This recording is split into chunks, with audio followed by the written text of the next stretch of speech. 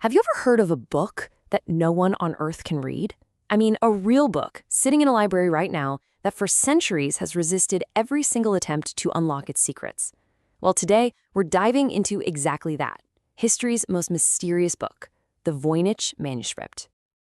Just let that sink in for a minute. The very same code breakers who cracked the Nazis' Enigma machine, some of the most brilliant minds of the 20th century, they took a shot and failed.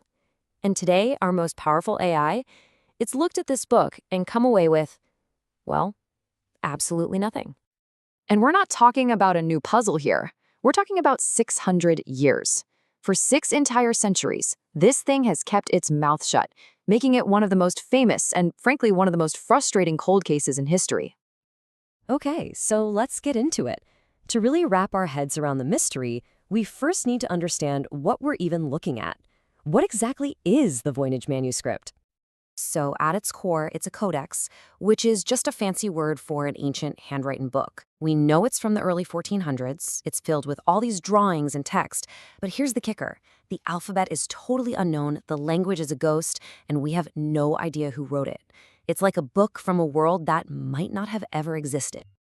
All right, so what clues can we pull from its pages? Let's take a closer look, because let me tell you, this is where things go from mysterious to just plain bizarre.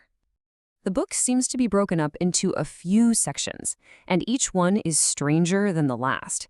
You've got this botanical part, full of detailed drawings of plants that no botanist has ever been able to identify.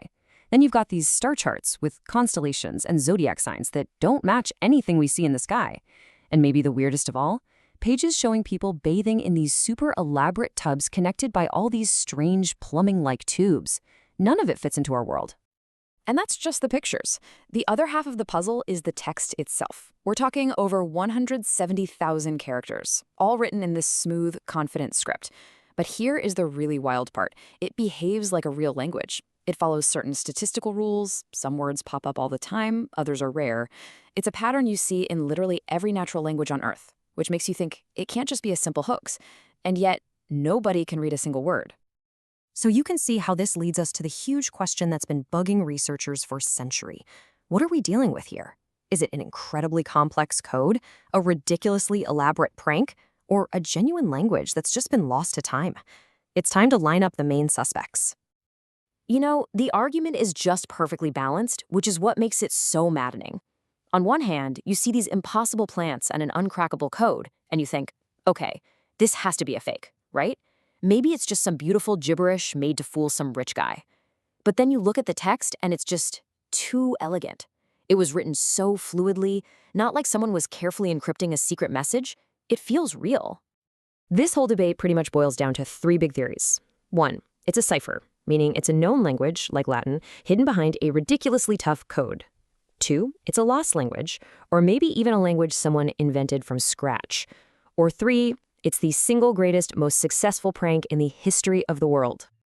Now, a puzzle this good, it's like a magnet for brilliant people. But the story of trying to solve the Voynich Manuscript isn't a story of breakthroughs. It's really just a long, long history of brilliant failures. I mean, this timeline says it all. It pops up in 1912.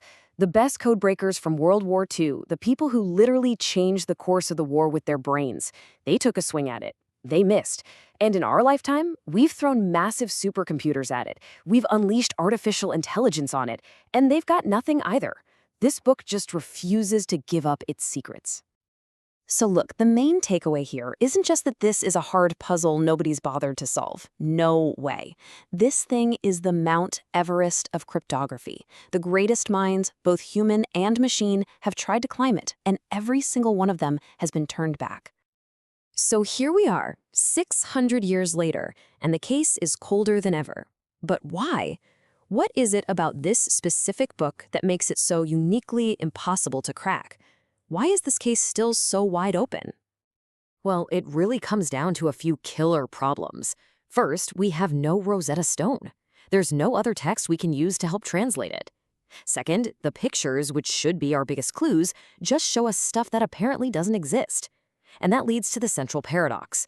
The book is way too structured to be random nonsense, but it's way too bizarre to be deciphered. It's a perfect, unbreakable loop. Which leaves us right here with the ultimate question.